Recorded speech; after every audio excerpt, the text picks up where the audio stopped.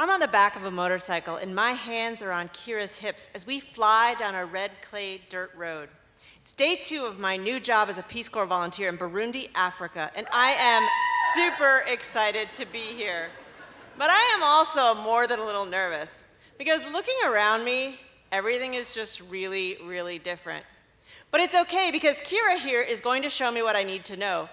Now, Kira is the Peace Corps volunteer that I'm replacing, and when she had strutted into my world just yesterday in her muddy work boots, black t-shirt, and jeans, well, let's just say she made an impression.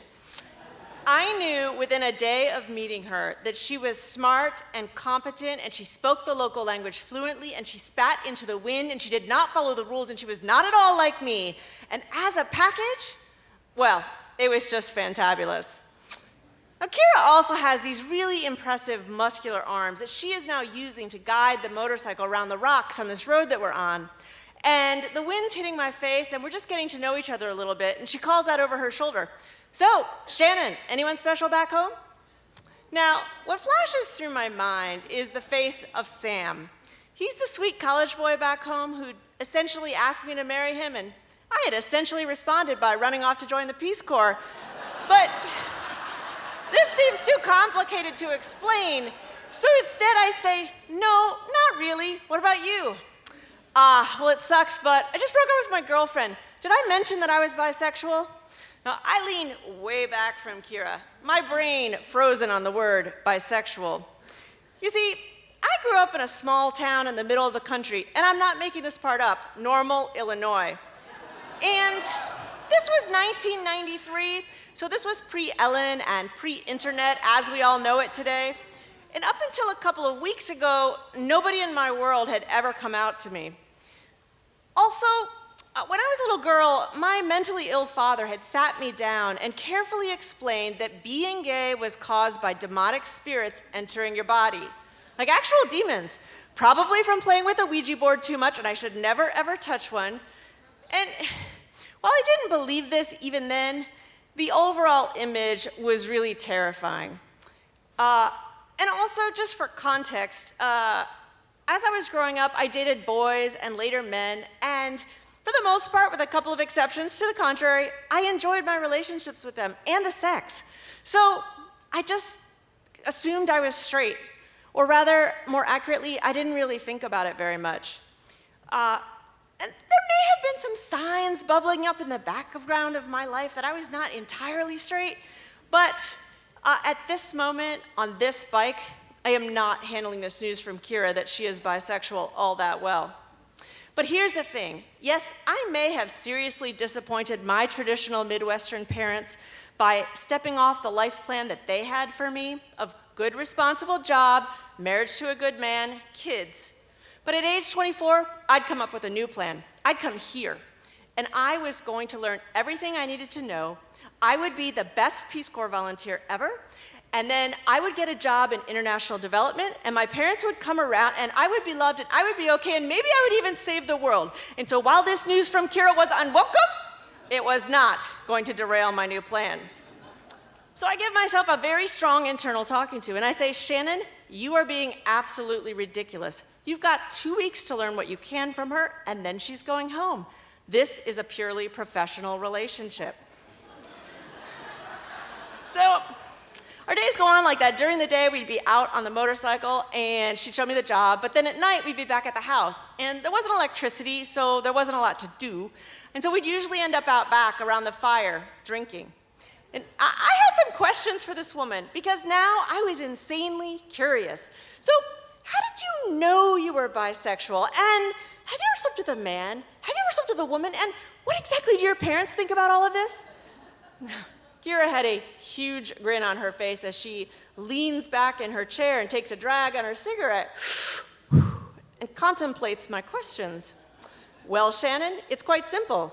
I'm attracted to both men and women. Yes, and my dad is gay." Now, you would think that for a purely professional relationship that I would just leave it alone at that, but no, I was determined to get to the bottom of things, and even give her another chance. She was only half gay anyway. So, are you sure you're bisexual? I mean, maybe this is all just a phase. At which point, Kira drops the grin, shoots me a cold stare, and says, "Shannon, I'm sure." Now, I did, despite the awkward end of this conversation, learn quite a lot from Kira over the next week and a half. And she comes up to me and she says, "So, Shannon, would you like to go camping? I want to show you one of my favorite spots." And while this doesn't sound entirely professional, I figure after our late night talks around the fire, we're friends now as well as colleagues. So I say yes. And we go to a national park near the house, and it is a really beautiful spot, sort of this flat-top mountain, and you can see for miles all around. So it starts to get dark, and we get down to business. We light a candle, we start doing shots of whiskey, and we tell each other stories. And she tells me what it's like to grow up with a gay dad, and I tell her what it's like to grow up with one who is mentally ill, and how I'd always felt this need as the oldest to be responsible and to have a plan to take care of things. But eventually, though, it gets really, really late, and it's time to go to sleep. But now we've got a problem, because Kira's only brought the one sleeping bag. So it is also surprisingly cold up here on top of this mountaintop in Burundi. So we unzip the sleeping bag to use as a blanket over us, and I've got to get closer to her just to stay warm. But I've got this personal rule never to get too close to other girls, and so now I am spinning out in my head. Well, she is bisexual, and what if she thinks you're hitting on her? And that would ruin she'd get offended, and that would ruin your professional relationship. Or what if she's trying to hit on you, and then you've got to turn her down because you're straight, and that would be really awkward? And despite these scattered thoughts in my head, I am at this point basically freezing to death. So I just keep creeping closer and closer to Kira. And she's on her side until I am, at the end of the day, basically spooning this woman that I just met a week and a half ago. But Kira doesn't do any of the things I think she might do. She doesn't shove me away, and she doesn't hit on me. And I've got my arm around her, and I'm finally warm. And it's just really nice. We fall asleep like that, looking at the stars. Now, fast forward to the night Kira's gonna leave. It's the night before she's gonna leave, and all of her friends and colleagues are coming to the house to throw her a goodbye party. And everyone's having a good time, but I'm sitting alone feeling sad because I'm realizing I'm gonna miss her. But Kira bounces over to me. "Hey, Shannon, do you wanna dance?" And before I know it, she's using those strong arms of hers to yank me out of my chair, and my hands are on Kira's hips again, and we are dancing to an African zouk song. And she's got her hands on my hips again, and she is actually a really good dancer. And then she uses those arms of hers to pull me closer to her. And now it's not just my hands on her hips, but my hips are actually moving against her hips. It's hot. I'm sweaty. And I'm starting to get uncomfortable because, am I attracted to this woman? And I've never felt this way about another woman before, but then again, no woman has ever let me get this close before. Or maybe it was the other way around, but I'm feeling dizzy now, and I look around and I see all these Burundians dancing around us, and I think, do they not see what's happening here? And I freak out.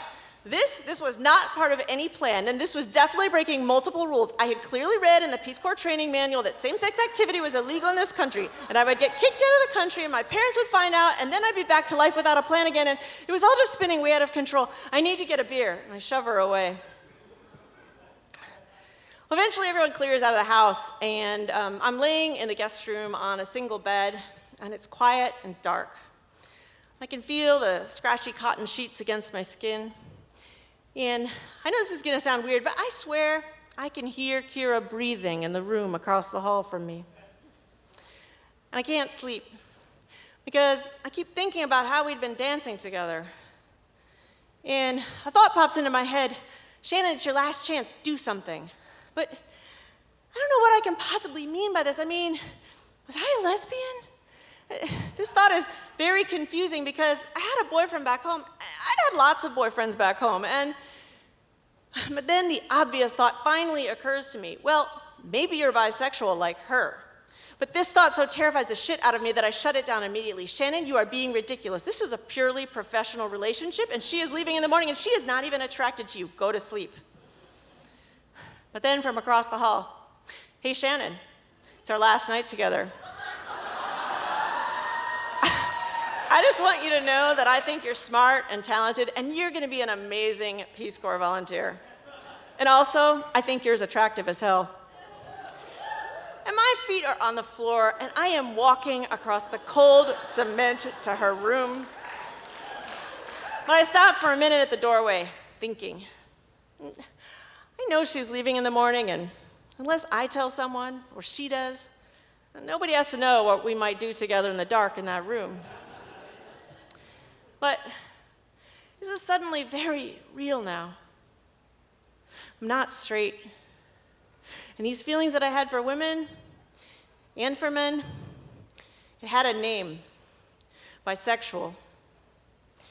And what did that mean for the plan that I had for my life, for my career? And would my friends back in Normal ever possibly accept this? Would my parents still love me? I don't have any answers for any of these questions that I'm asking myself, but I decide in that moment that I don't want fear to make my decisions for me.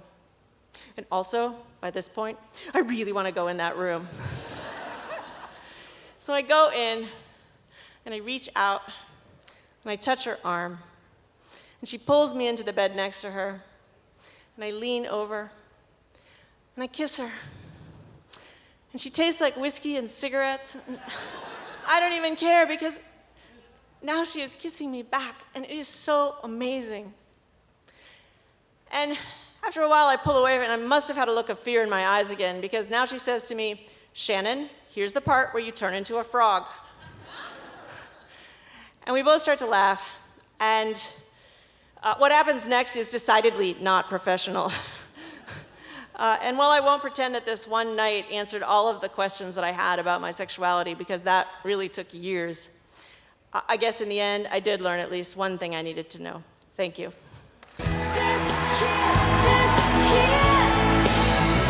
Our next storyteller coming up is Beverly